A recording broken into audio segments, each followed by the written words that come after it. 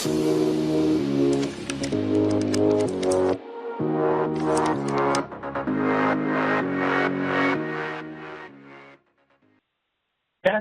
9, 8, 7, 6, 5, 4, 3, 2, 1, hack.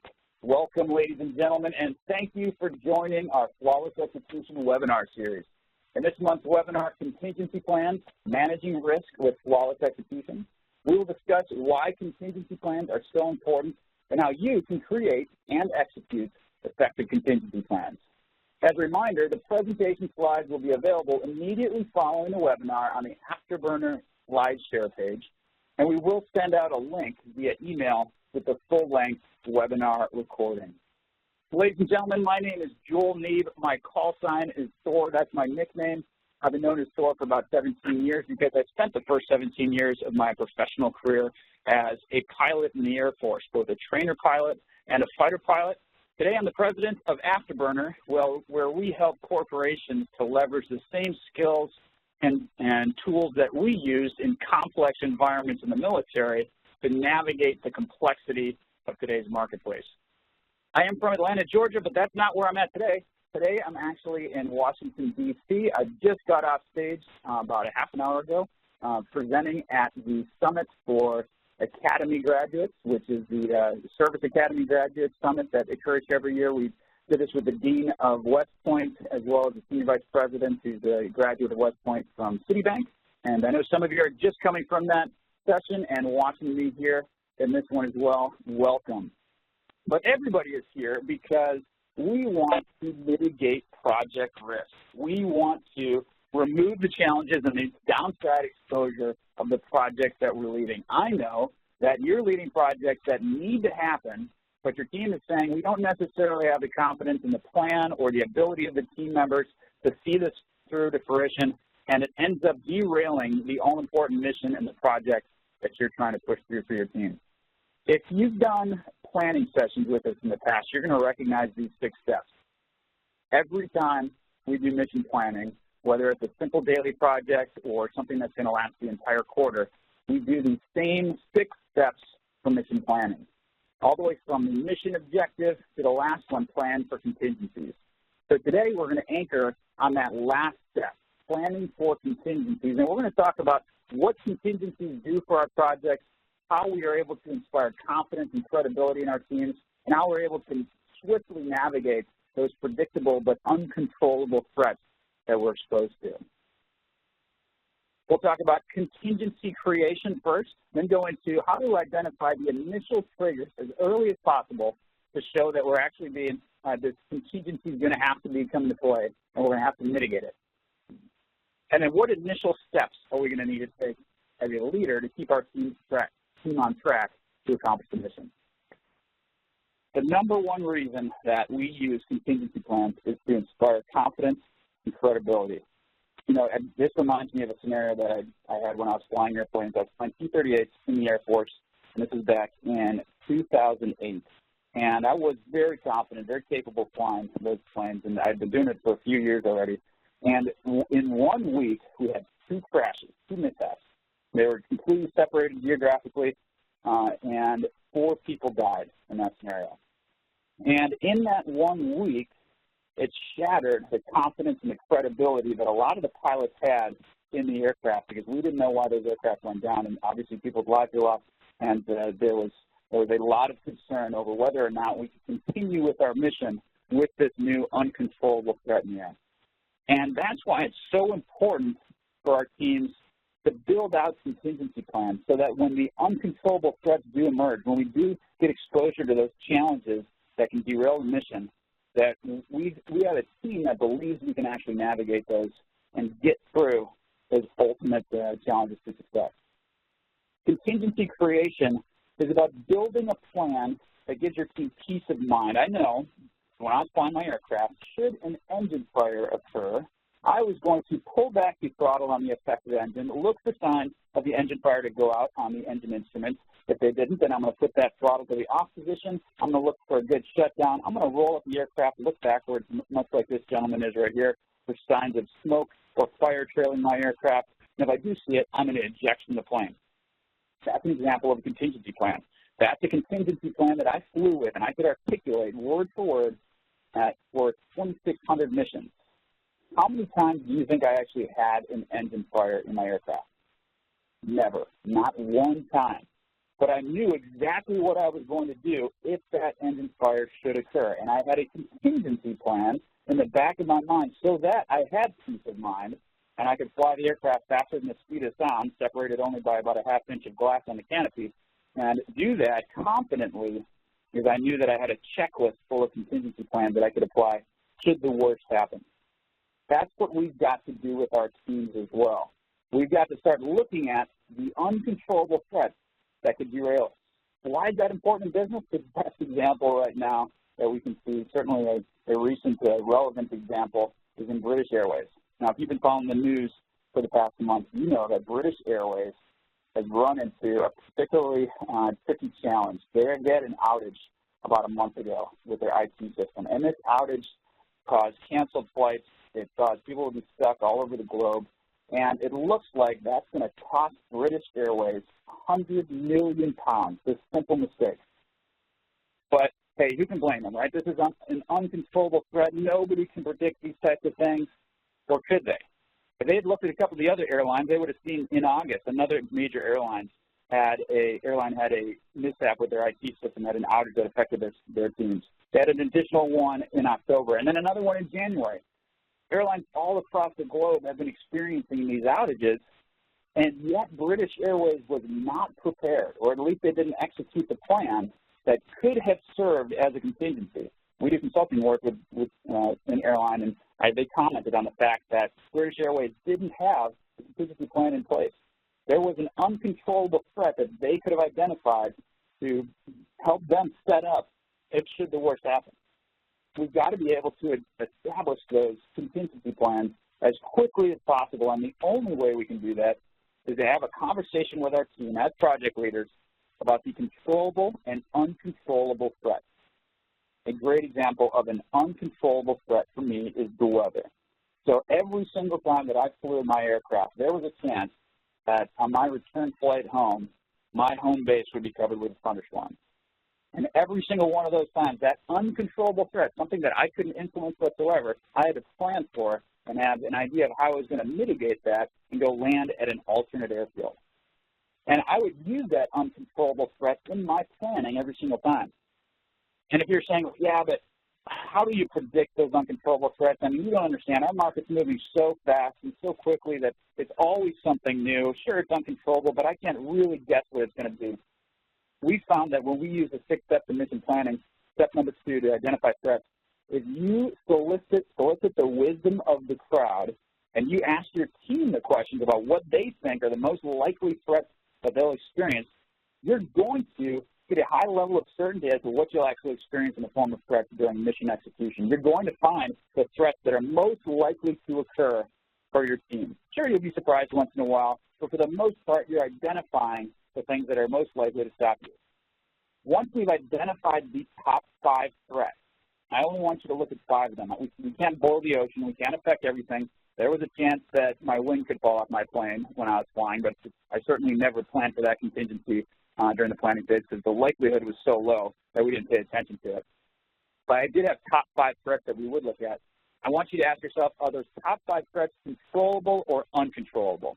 If one of the threats is team morale, well, that's controllable, right? You're a leader, and that's your job to control the team's morale and to come up with ways to mitigate challenges for that. But we can certainly come up with some uncontrollable threats that we need to create the contingency plan for. And typically, of your top 5 threats, about 1 in 5 will be uncontrollable. And I think that's good news because from that perspective, that means we can control or mitigate or influence about 80% of the most likely things that will stop us during execution. That last 20%, that uncontrollable threat, that's the one that we need to start considering for a contingency plan. And the graduate level work here to identify the uncontrollable threats is during a debrief after the mission is complete, have that conversation about what popped up, what were these threats that we were exposed to that we weren't expecting during execution. And if you can have that conversation, that's when you start capturing the trends and see the patterns emerging. And that's when we stop saying, that I can't predict the threats moving forward. So if you solicit the wisdom of the crowd and you do debriefs to identify threats that you've run into in the past, things start to get very predictable, even in a market that's moving faster than we can keep up with. Once you know what contingency you're up against, once you know the threat, the next thing I want you to identify is the trigger for this contingency plan. The trigger for the contingency plan should be the earliest opportunity for you to identify that this contingency is actually taking place. So let's use my weather example. If I'm flying my aircraft, I can wait until I see a raindrop hit my canopy and then say, all right, I've got to execute that bad weather contingency. Or I can look at the weather forecast the day before and start building my situational awareness earlier so I can plan for this contingency. I can prep my team, the rest of the folks in my formation, to be ready for the bad weather since the probability is now higher. So I'm going to challenge you to find that earliest known contingency trigger. In our example of British Airways, there are some pretty clear triggers that have been exposed from the other airlines and the challenges they face. They've seen that when they have times that they turn off their system and they've had to restart parts of their IT functions, that's when they're exposed to this high risk of seeing the IT outage. And if they had taken that into consideration and known that while they're turning off parts of their system, they are more exposed to this risk, they have to be ready to execute the contingency plan, they might have been able to stay ahead of that challenge as a team. Once we identify the trigger and we know what the earliest known opportunity is to start taking action on this, I want you to have that checklist ready to execute. And I alluded to it earlier, in my pocket when I flew, every single time I had a checklist full of contingency plans. I knew exactly what I would do if my landing gear didn't come down. I knew exactly what I would do if my engine caught on fire, if I had to eject, because I had the initial steps to take for that contingency. And if you heard me earlier talk about the engine fire, I didn't describe everything from encountering the fire to landing the aircraft, or if I had to eject from touching down in my parachute. And that's because I don't need to have a full plan. We don't need to come up with the plan from start to finish of how we're going to handle that contingency. I need initial steps, because in the chaos and confusion of that uncontrollable threat rearing its head, I want you to at least have the first few steps mapped out so that you can pause, take a breath as a team, and then assess the rest of your environment around you and determine what you need to do next with a clear head. And then once again, the graduate level of this is you start to build that into checklists. You start to build this into standards and automate some of these things, particularly for these uncontrollable threats that we can continue to see ourselves exposed to. So when we talked to a company last week, they told us that we've got a great selling motion right now. We are selling things incredibly well. But here's our challenge. The procurement team is doing a really poor job.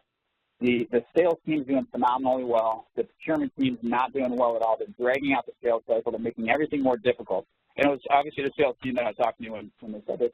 And they almost said it with pride, like, we're doing our job, they're not doing their job.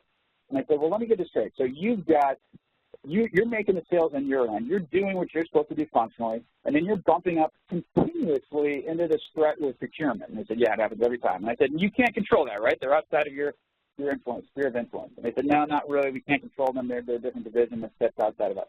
And I said, so what's your contingency plan? And they had just a blank stare on their face. They had nothing that they had planned to do, even though they knew they continuously bumped into the same uncontrollable threat over and over again. Once you start seeing a trend develop, that's when these checklists should come out. That's when the contingency plan should come into play. That's when we automate our activities against the uncontrollable threats. One of the last thoughts I'll leave you with is that contingencies aren't always negative.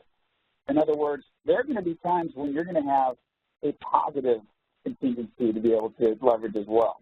We helped an organization through one of the largest mergers in history, and as they were executing their mergers throughout, or their missions rather, throughout this merger, they were exposed to pop-up resources, we call them. And that's because all of a sudden, they had access to this new team of people, to this new operational skill set, to these new partners in the ecosystem that they would be able to leverage to be even more successful and potentially raise the bar, raise the level of success for what the mission looked like. And so we had to change our mission and adjust it, not towards the negative, like we typically think of for contingencies, but to utilize and leverage that pop-up resource in the form of that acquired company.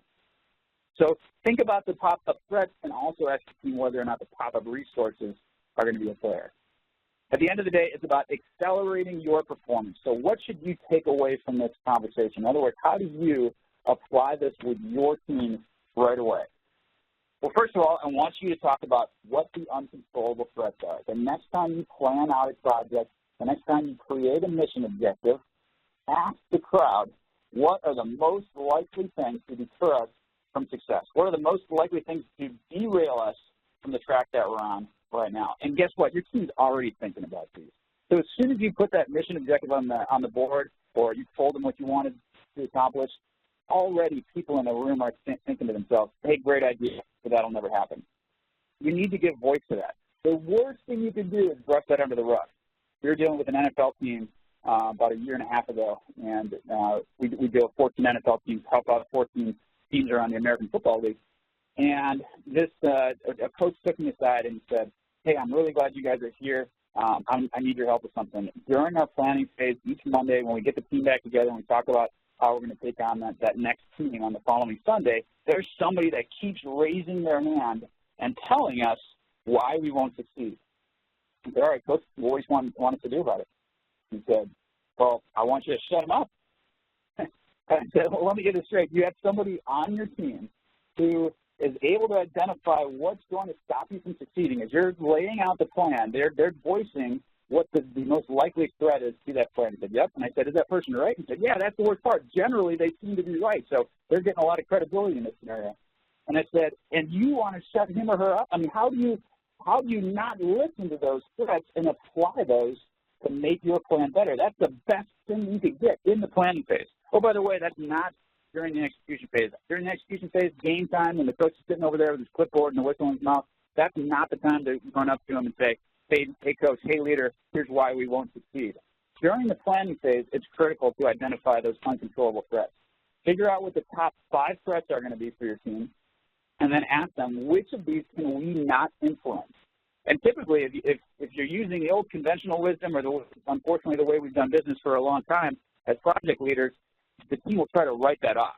And in my earlier example, they'll say, yeah, procurement's going to be our biggest challenge, but we can't affect that. You know, we just got to continue moving forward. Wrong answer. If you can predict it, you can plan against it, and you can figure out a way to mitigate it. So identify that uncontrollable threat. Next, once you've identified these top uncontrollable threats, build a contingency plan around it. What are the initial steps you're going to take? What's the trigger? What's the earliest known opportunity for you to figure out that this is going to take place? Are you British Airways? And we know that other airlines, whenever they shut down parts of their IT system, have been exposed to the risk of a total shutdown, and that's what should be in the back of our minds every single time we shut down a portion of our system. Once you identify that initial trigger, at a minimum, have the first few steps that you're going to take as a leader so that you can keep the mission on track, inspire confidence and credibility in your team, and lead them out of this scenario. And give them some breathing room to be able to assess the situation and then to make more well-informed decisions once they've gotten past that initial stage. And then finally, after you've built contingency plans, revisit the conversation during execution. So if you do missions with us, you know that on a weekly basis we get together and we do what's called a mission X gap, execution gap conversation. Where are the inevitable execution gaps occurring? Part of that conversation is to ask, of the uncontrollable threats that we identified in the planning phase, have any of the triggers been met for those contingencies? Has anybody seen anything? Does anybody know of a time we're shutting down IT systems anywhere in the world and exposing ourselves to this risk? Ask your group that question to remind them that that's something that they should be looking at throughout the execution phase. And ideally, if we're doing this right, we conduct a debrief at the end and we identify the other patterns and trends and uncontrollable threats that we didn't start off with in the planning phase. All right, ladies and gentlemen, well, I know that you are exposed to a lot of challenge and a lot of risk in the roles that you take as leaders within your organization. I don't care if you're in the C-suite, a middle manager, or an individual contributor, you're still facing uncontrollable threats. And you're facing a market that's moving faster than ever before. Contingencies are a great way to minimize and mitigate some of that exposure, but it's not the only way. And you saw it earlier, step number 6 is to build contingencies. The first 5 steps are also critical to build a complete cohesive plan. You can't afford to not have these plans in place, and that's why we now offer a full online training course called ACCELERATOR Academy. ACCELERATOR Academy is a micro-learning environment designed from the ground up to put all the fundamentals of flawless execution within easy reach. This premium online training includes text, videos, reinforcing interactive exercises, comprehension tests, and links to supplemental content. Check it out today so that you can reinforce and maximize your time invested in flawless execution. The link is in the chat box and displayed on the screen right now. All right, at this point, we are going to open it up for the Q&A portion of the webinar. You can type your questions into the chat or Q&A box on the screen, and our producer, Ann Anchors, will read them out since I'm in D.C. and she's sitting there at our headquarters in Atlanta. As you're typing your questions, make sure to register for next month's webinar as well. We'll see you there. Angela, what question do we have first? Thank you, Thor. And as a quick reminder, the presentation slides will be available on SlideShare immediately following this presentation. Our first question is, how often should you revisit contingencies?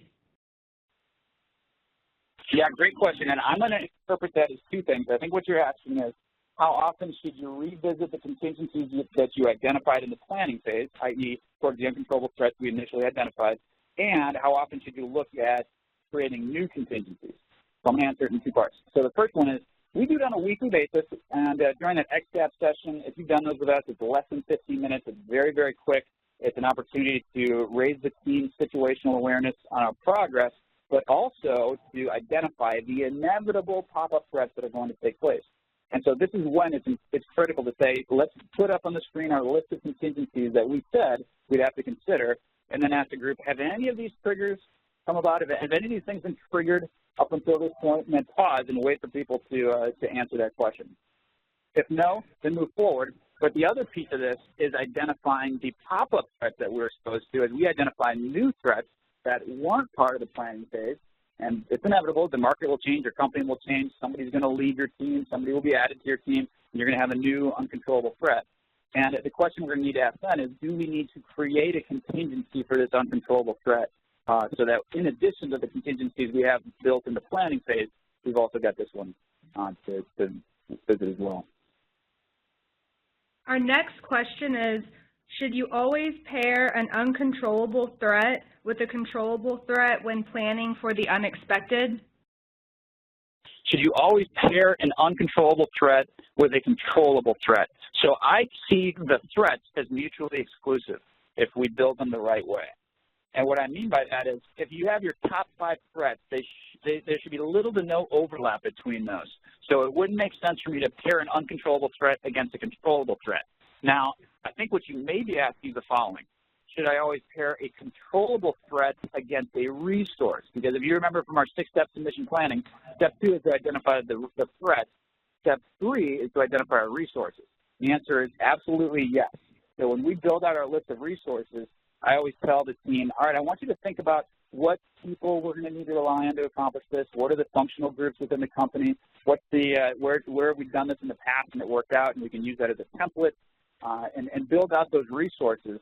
And after they've figured out what the resources are to accomplish the mission, I then want them to think about what the resources are to negate or mitigate those controllable threats. So if you're telling me it's controllable, then you should have a complementary resource to be able to mitigate it. Our next question is, when do you discuss lessons learned? Lessons learned are step number 4 of the 6-step submission planning. And there's 2 times when I'll discuss lessons learned. In the planning stage, so when we get to step number 4, what I'll typically do is I'll say to the group, all right, who's done something like this in the past? A typical mission these days is to build out pipeline for a sales team. And I'll say to them, who has taken a new product like this and had to teach the sales team to articulate value with their existing products, with a new product, and to really identify where the point of sale is within the customer. And if you have 15 people in the room for a particular mission, you'll probably have 3 or 4 people raise their hands at that point and say, yeah, I've done this in the past. And it doesn't matter if it's at the current company or the previous company. And I'll say, all right, only those 3 or 4 people talk. What was critical to your success or what derailed you? In other words, if you were to say one thing to this team and then walk away and never engage with them again, what piece of advice would you give them? And that's when the lessons learned become valuable, because from an anecdotal evidence, we're able to identify what kept the mission on track, or what's made it fail in the past. That's the first time we talk about it. The second time we talk about it is during the debrief, and that's a lot longer conversation, but that's, if you listen to our presentations in the past, it's probably the most valuable thing that we do as elite military teams or offer to corporations, is to be able to look backward, identify past successes to scale, and identify mistakes to stomp out, and more importantly, not just do a history lesson, but turn that into an actionable lesson learned for the future. Our next question, what if you have a coworker that holds back collaboration because they see you as a threat to their job, and this is derailing the project? Great question, and it always comes down to human interaction, right? No matter what company you're working for, it always comes back to that. There are two ways that you can mitigate that. The first way is during step number 1, mission objective creation. We identify why this mission has to take place, and when I do that with a team, I'll say to them, tell me about what success looks like in the future. And let's go back to my sales example where we're introducing a new product and we're trying to get the sales team to get outside their comfort zone and start selling this new product. And I'll say, what does success look like down the road? Not just a year from now, but 3 years from now in the distant future. Why are you guys really excited about this? What are we building? Tell me, as if I'm going to join your team. If you wanted to hire me, what would you think would be the most compelling reason? What are we building here? And then they'll say something like, well, we're going to have this customized solution for the marketplace, and we're going to be the go-to trusted partner in the market because we're going to have not only 2 or 3 products to deliver, but a complete solution. And this product that we're launching right now is going to be complementary to the old ones, and it's going to raise our game and our brand within the marketplace. And the salespeople are all able to articulate the value easily because they've been trained well, and we're selling things that are customized solutions for the customer. If that sounds familiar, that's what everybody wants to do.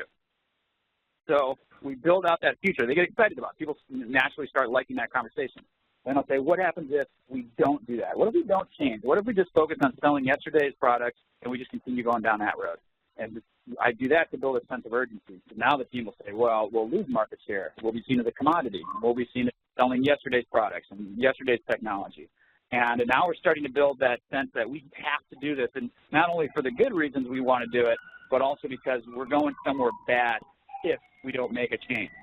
And by doing that, there's always going to be people in the room that aren't rooting for you. I mean, let's be honest. Particularly if you're successful, there's always going to be somebody who's not going to be excited about you continuing that success. But if you build out that compelling strategy, that compelling future with the team, and then back into why this current mission, this current project needs to take place to start marching you down the road, that's when you start winning over the crowd. And it doesn't matter if there's 1 or 2 holdouts at that point because the rest of the team understands why this needs to take place. That's the first way we mitigate the human factors issue. The second way is after we do lessons learned, so after step number 4 in planning, I'll say to the team, all right, team, we've mapped out our mission objectives. We know what our threats are, and those are real. Those can stop us. We know what our resources are, and we got to consume those. Those are going to, if they're used for this mission, they can't be used for another one. We know what our lessons learned are. So we've mapped out the mission environment. I need your commitment, or to say you're not on board right now. So is it worth it? Would we to consume these resources? Is it going to be worth it for us to pursue this mission?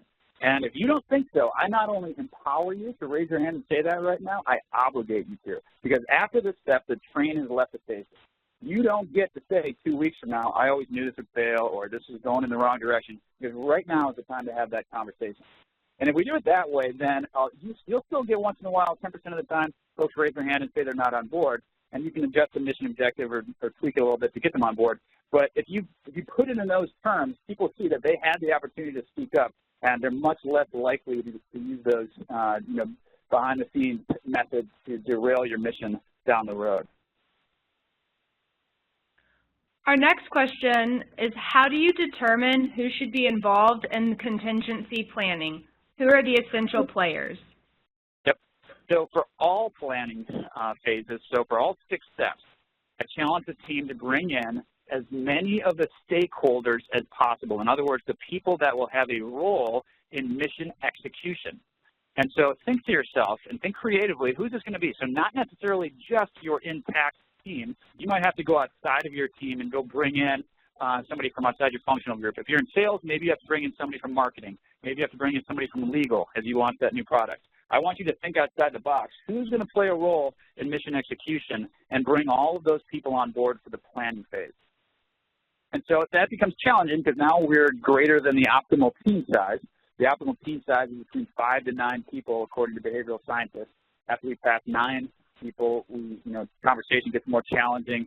Then the extroverts start dominating. And so that's where you're going to earn your money as a facilitator and make sure that you're leveling the playing field, avoiding groupthink for your team. And when you have 15 or 20 people in the room, that we still have all ideas heard. And we could spend a whole other webinar on that.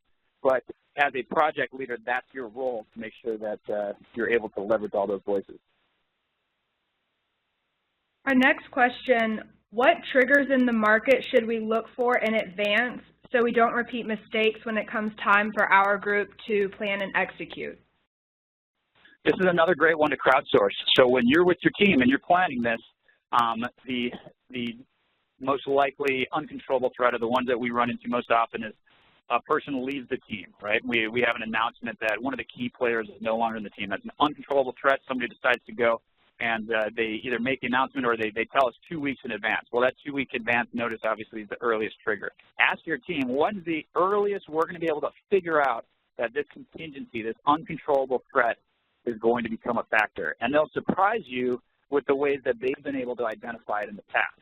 Not all of them will come up with the standard answer, and somebody's going to say, well, actually, I was able to see this a long time coming, and I was able to predict this, and here's how, and that will be a trigger. Our next question, what is the best way to provide your team, to prove to your team that you have, in fact, planned the initial steps for a contingency? The best way to do that is to involve them in the planning process. So let's flip that question and say what's the worst way you can do it. The worst way you could do it is to just show up with a plan and slide that across the table and say, team, you're welcome. I just saved you 6 hours of planning. Here's the perfect plan. Go out and execute it. Because nobody has buy-in to that, right? Nobody, the rest of the people around that room, you didn't solicit their insights. You didn't earn their buy-in. They don't have their fingerprints on it. They didn't help build it. So they're less likely to feel confidence and credibility from it. Right now, there are plans online. If you Google health and fitness, there are plans online to help improve your diet and improve and get a great workout online. There's a perfect plan out there that we can go find. There's probably 1,000 perfect plans to do that. But the mere fact that that plan exists doesn't mean that you or I are eating more vegetables or working out harder. Because until we've bought into it and we've talked about why we need to do this and what our lifestyle changes are going to look like, then we're not going to execute that plan. We need to have help to build it in order to have the credibility for it. And it's the same thing we did in the military. As we would conduct debriefs and identify new uncontrollable threats, we would then send those to a team to collaborate and change our checklist to be as up-to-date as possible and to capture as many of those contingency plans as we can. And this will be our last question for the live session today. How do you keep a running tab of lessons learned, and how should you communicate them in your future missions? This is the question we get most often. How do you keep a running tab of lessons learned? How do you become a learning organization that just continues to get better, doesn't lose sight of the lessons learned from the past? And I'll tell you, that's one of the toughest things to do well. I'll answer this from the reverse again and say, how do you not do it? Well, if you go and look up NASA lessons learned, you're going to see a website that used to be in existence where they had all the lessons learned from all the projects that they did. And you think NASA, I'm sure they've got a great way to do it. Wrong answer. They didn't maintain this site at all. They just put a huge database of lessons learned that really didn't have any connection to particular projects in one place, and nobody used it because they didn't continue to maintain it and to continue to review it for relevancy and for recency. And so it just became this huge database, and they were drowning in data but starving for insight. And so the better way to do it, and the way we've had to do it, is that you build a maintenance system and a review system. The simplest way, if you just want to do the crawl, walk, run method and you're at the crawl stage, is take those lessons learned from the various projects, send them up to a leader, and say, send me your top 5 lessons learned you've had from your past projects. And they'll send them up to the leader reviews them and says, here's 4 or 5 lessons learned that I want everybody to benefit from. Because not all of them are gems. Not all of them are things that we need to automate and standardize for the entire group. Some of them are situational, and are a little bit too specific to a particular scenario, and we don't need to share that. We don't need to put all of that information on blast. But if you have a leader who's able to wade through that and identify the key lessons learned and share those with the group and a culture that you've cultivated of sharing the information, that's really valuable. And you can do that in a simple way right now just by asking your team for those lessons learned. We did that with the sales team a couple weeks ago. We were talking about they had a $17 million deal, which is a really big deal for this group. And we did a debrief, identified some lessons learned. We shared them with the entire team, and they were just one geographical region for this whole sales vertical. And we took the lessons learned for that, sent them to the leader, and the leader disseminated those same lessons learned for the benefit of all the other geographic regions. All right, so Angela's telling me that was our last question. Thank you, ladies and gentlemen, for joining us today. Appreciate your time. As always, these will be online. Hope to see you back at the next webinar. Also hope to see you at the Accelerator Academy, where you can get lessons like this and others, and more importantly, have quick reference material that at a moment you can go review before you lead your next project. Thanks, ladies and gentlemen. We'll see you at the next one. Over and out.